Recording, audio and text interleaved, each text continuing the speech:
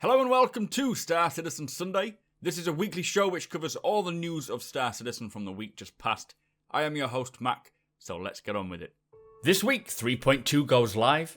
We get updated on Squadron 42's progress, plus they discuss piracy and grieving. So kicking off this week's Star Citizen Sunday with the most exciting news.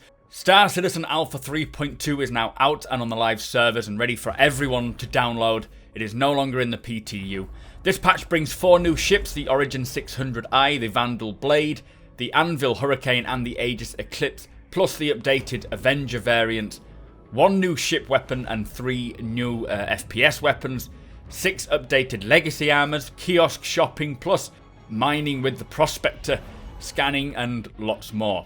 Be sure to get in there and check it out. Personally, it is beginning to feel like the Star Citizen I get excited for, and I'm hoping that the frames that I have been getting recently will remain at the 30-40 frames a second limit and not drop too far under. Let me know how it plays for you guys. Be sure to check it out and check the issue council as well, so if you encounter any issues or bugs, help get the build ironed out. Anyway, they managed to drop it yesterday, so they were within the limit just of each quarterly release. Next on is 3.3. I hope you enjoy 3.2. So kicking off recording, old devs. First question is to do with the weapon attachments for FPS weapons. Where are they? And the answer is that the Weapon System 2.0 allows them to adjust the values of the weapon stats.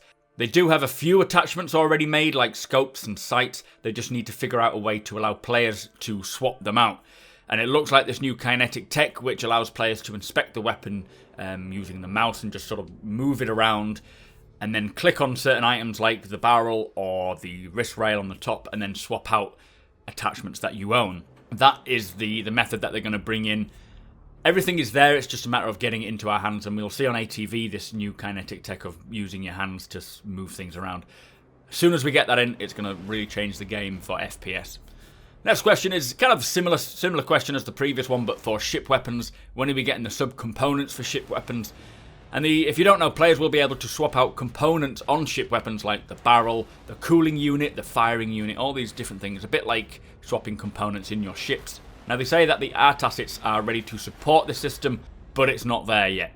We can't yet swap or upgrade parts. It's on the backlog, they say, to get it done. We also need to get any pre-weapon 2.0 weapons updated for this as well, but hopefully it won't take too long. So next question is, if large ships are meant to be able to outmaneuver fighters, why are the main guns not long range enough to engage a fighter before they get into the shit? And they say that they should be able to do this, and that is the intention. Weapon 2.0 with 3.2, every weapon in the game is set up from scratch, as I've said. This allows them to adjust the DPS, the spread. It also incorporates power and heat, and it will all be tweaked until they get it to the point that they want and that we're happy with. So final question, quite a big question, is to do with piracy and grieving. What are CIG's plan to identify and punish griefers, but also allow pirates to do their job? Now they said it all starts with the law system and defining when piracy becomes griefing. Sort of where do they draw the line? They want players to be able to do piracy, and I think the way they're looking at it is, if you're killing to make money, then it is piracy. If you're just killing someone over and over again for the sake of shits and giggles, then it's griefing. They need to have a way of IDing this. Now when the law systems come into the game, we will see pockets of space from small sort of pirate outposts to full solar systems with their own law bubbles. And if you're in a lawless bubble, you may be able to do what you want, shooting people at will or whatever the law dictates in that bubble. But there will be various areas with gradients of law and what they just determine as law. And then it's up to you to decide if you would like to operate in that system or not. Some may want to be in lawless space, whereas others might want help from security if they get attacked. Now the rewards will differ, so if you're mining in lawful space, it might be less profitable because everyone else mines there, compared to lawless space where, you know, not many people go and mine there for obvious reasons. You'll get attacked, but there's a lot of minerals, make more money there. They want to leave it up to the player to make the choice of whether they venture into dangerous space and run that risk or not. Griefing could be pad camping, so if someone's consistently blowing up someone's ship before they've even managed to get to it, that is sort of stopping someone from playing the game. And if that happens to you, then they said you'll have to submit a ticket to CIG, and then they will track the logs and determine what happened and whether it was classed as griefing or not, and then that person will face the consequences. They haven't exactly said what. Things like getting a day ban or up to a permanent ban if it's very horrendous. But they don't want a toxic atmosphere in game. Everyone will have a different idea of what they consider as griefing and what's not. It's going to be a challenge for them to figure it out, and I'm quite confident from what I've seen here that it's going in the right direction. Anyway, that was Calling All Devs, guys. Let me know your thoughts on that, especially the griefing and piracy thing. Put your thoughts in the comments below. So, around the verse this week was a Squadron 42 update. They started telling us that they're working on mobility like vaulting, jumping and climbing to make sure that the FPS is fluid and fun. They're polishing the animations for players as well, trying to get all the animations entity driven, which in turn will make your player move when you want him to and stop when you want him to. And just look a bit more responsive and look a lot less jerky as well, because at the moment it's still a bit scatty. Since they implemented the vaulting, jumping and mantling, they've not really had a chance to polish it much, so they've revisited this and just finishing them so that they feel good and they look good, which means that anyone worried about the poor control of their characters, fear not, they are getting it fine-tuned. The NPC idle animations are getting refined. They're making sure that they pick the most suitable idle animation for their situation and environment after they've engaged with you. So idle poses will just look natural when they have no direction on where to go and they just finished dialogue with you, for example. Engineering worked on procedural inverse kinetic tech. Specifically, they're working on grips, and this is how you will be able to pick up and inspect all the items from things like a can of pop to data pads to, well, anything, even weapons. Being able to add and remove attachments on weapons as well, keeping it in-game and doing this on the fly will feel and look so good. But also keeping you in the action, so instead of making you go out to your mobi-glass and having to swap out your attachments like a scope or a silencer or whatnot, being able to do it in the game, on the fly, quickly, will make such a big difference. It'll also feel really cool as your weapon degrades over time. Seeing the wear and tear as you examine your weapons will just make it, you'll get more attached to your weapon basically. They're also visually refining animations when picking up and putting down items, just making them look a bit more natural, blending better with the animation, rather than it being, again, like most of the animations at the moment, being all scatty. So the weapon team are bringing alien tech used on ships into alien weapons. We got to see the Jan rocket launcher. This is one of the first weapons they worked on, actually the first weapon. It's also going to be part of Squadron 42. It's got an animated glow effect and some Jan decals, and it does look really cool. They said they wanted it to feel heavy. The visual effects team are prototyping procedural soft body deformation to create cool destruction assets. So shearing and sort of breaking apart in-game. This is going to be used for cinematics a lot, and it's very resourceful as well. It's not using a lot of memory. So the props team worked on clutter and scrap various places around the verse. Mix of props and locations blending in with props and environments, and it does look like it's going to sort of create some really cool locations of derelict areas. A lot of the focus is on fleshing out the Vandal costumes and primary weapons. They're tying in the armor with the ship styles as well, but also combining their culture with other cultures due to their lore of taking things from other cultures that they like. They've worked on the Plasma Lance primary weapon, which is the Vandals' primary weapon. They don't use traditional weapons like rifles and guns. They have spears which have multiple states, so you've got a firing or a collapsed, and also a close quarters knife should you get into hand-to-hand combat with a Vandal, which would be a big mistake, I'm sure. But I really hope that we get to take their spears when we kill them, or if we find them lying around, and then display them in our ship. That would be a cool memento. A nice, short and sweet ATV. No bug smashers, nothing else put on the end of it. Just the information they want, and that's what I've been asking for, so I'm happy that it's come to that one. Anyway, let's get on to RTV. It should be a good one. So this week's Reverse the Verse was with Chris Roberts, talking about 3.2 and the near future. The first question was, are you happy with how the mining and other systems are so far in 3.2? And he says yes, but they do want more features in. They've made some great progress with the mining mechanics. And as they fill out with refineries and supply chains and more roles that people can take, where you sort of deliver the mined goods to refineries and so forth, getting the profession of mining into a sophisticated level not seen before, which is very exciting. The next question is to do with the group system. Why haven't we seen this earlier? Why did it wait till 3.2? Now, they said that there's so much to do that they had to make calls on what's important and when.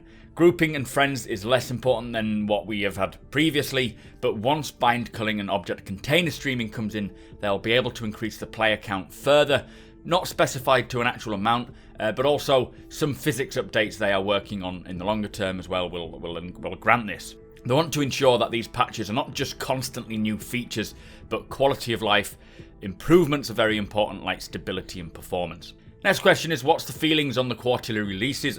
Is he still happy with this way of doing things? And he says, yes, they are very good for discipline and cadence. It's important to give the community new content regularly, and I agree, it is definitely good going to a date release rather than a feature release. Now, the next question is to do with object container streaming and whether it's a must-have for 3.3 and Hurston. And he says, yes, it is very much required to get Hurston in. A massive focus now is on the object container streaming, which means that some of the other things may be pushed back to ensure that object container streaming is in for 3.3. It is going to be a big content expansion, which object container streaming is so important for that. It's their biggest priority. They've got the senior members of the teams working on it, and they're making good progress, he said. This should stop with the sort of FPS stalling when ships spawn in and so many more things. But the trouble is they're converting years and years of code and game systems, which is why it's taken so long. But they have been working on it for about a year now, so it's definitely getting there. This is one of the reasons we don't have other moons and planets.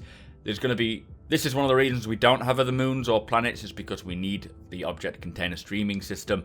There's a lot in 3.3. There's going to be hopefully lots of truck stops, refineries, 4 more moons, and Hurston planet itself. So the object container streaming and bind culling is their main focus. Someone asked whether the OCS, the object container streaming, will get capital ships into the PU, and he says that the capital ships are already possible. OCS will just make it a little easier. The Adris has a couple of things needed, plus it needs to be the non-Squadron 42 version, which they currently have the Squadron 42 version. They're not planning this feature of capital ships in 3.3 or 3.4, but he does want the big ships in. They just still need to do some optimizing before they can bring them in. So next question, when Stanton is fully fleshed out with the 4 planets and 12 moons, how do you envision the rest of the systems from that point on? Now currently Chris Roberts says it's more of a tool and a content issue. The more sets they build, the better the tools get, but they do need more engineers, so if you're an engineer, do get in contact with them. They're making long-term investments on the tech and the creation of tools. They need to be able to turn a moon around within about a week or so, rather than 2 months per moon. Longer term, they are looking at tools like the City Builder to create prototypes quicker. Obviously, each biome variant that they create will grant them more options for the future as well. But 3.3, they are trying to get all the moons done in 1 month. That's 4 moons of Hurston. It's going to be much quicker than the turnaround before, and they're making some great progress on there. It'll still take a while, he says, but we'll see more of an impact next year, not this year. So next question is to do with AI. FPS combat, where is it? We know it was pushed back from 3.2 to 3.3. Now, they said that they're making it in 3.3. Personally, Chris Roberts said he felt it just wasn't ready. It was a bit too rough. It's going slower than what they want, mainly due to them building a whole new system, which is Subsumption. But the Persistent Universe and Squadron 42 both need great AI and need the characters to feel alive. They're getting it all functioning, which, as I say, they said it's taken a little longer. They've got 3 AI engineers now looking at it. Then they need to hire some more people as well. So again, if you're an AI engineer or someone along those lines, do get into contact with them. They do have a website, which I'll link below, where you can actually apply for jobs with CIG. But the ship AI is coming along, just needs a little more work. They have got a strike team to get it into 3.3, as well as Squadron 42. Next question is to do with hiring NPC crews. When is this going to happen? And Chris said it's very important to them. They obviously need to get Squadron 42 to the point that they feel happy with the AI and then bring it over to the PU. They're building the structure for it, but they can't say when you'll be able to hire an AI. Not likely this year, he says. Also, he did mention that obviously the population of the Persistent Universe is going to be 10% real players, about 90% AI. So this is still the intention, so it's of great importance to get it right. Next question is, where is Squadron 42 roadmap? Probably the most important question of this Reverse the Verse. Now, they are working on it. It is a work in progress. Production do not feel comfortable sharing anything just yet. Squadron 42, Chris says, we will not be getting it this year, so you can write that off now. The biggest issues, he says, other than not giving stuff away and revealing too many secrets, is the release at the end of the roadmap. It needs to be more established before they can say exactly when it's going to come out. The Persistent Universe roadmap is an ongoing thing, and it will be for a lot of years, but the roadmap for Squadron 42 needs to have a definite end date, which will be a lot closer than the PU, so they need to figure that out first.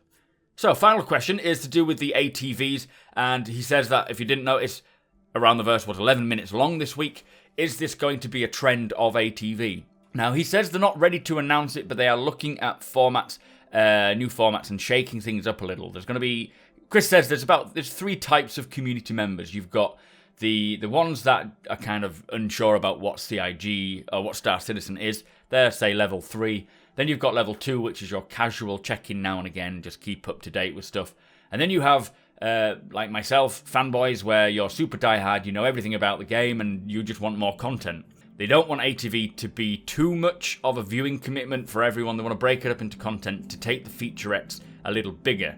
So more in-depth and higher quality, but not every week. So, for example, the number ones, the big fans, they want the in-depth stuff. The weekly updates will get quicker sort of snapshot of what's happening that week, making it more easy to digest for the number 2 kind of fans, and then they need content as well to draw in number 3 fans, the ones that don't know what Star Citizen is. So there's going to be a lot of changes with ATV. It's going to take a few months, he says, to get it sorted, so don't expect anything just yet, but it's good to know they're updating and evolving. Anyway, that was Reverse the Verse, guys. Let's move on. So also this week, part 2 of the Knowledge of Good and Evil lore post is out. All the new Alpha 3.2 ships are available for sale. And finally, the latest jump point is out for all RSI subscribers. So that brings us to the end of the show. Thank you for watching, and thank you to our subscribers, plus a massive thank you to our patrons as you make this possible. If you like what we do and want to help us make it better, follow the link in the description to our Patreon page to learn more.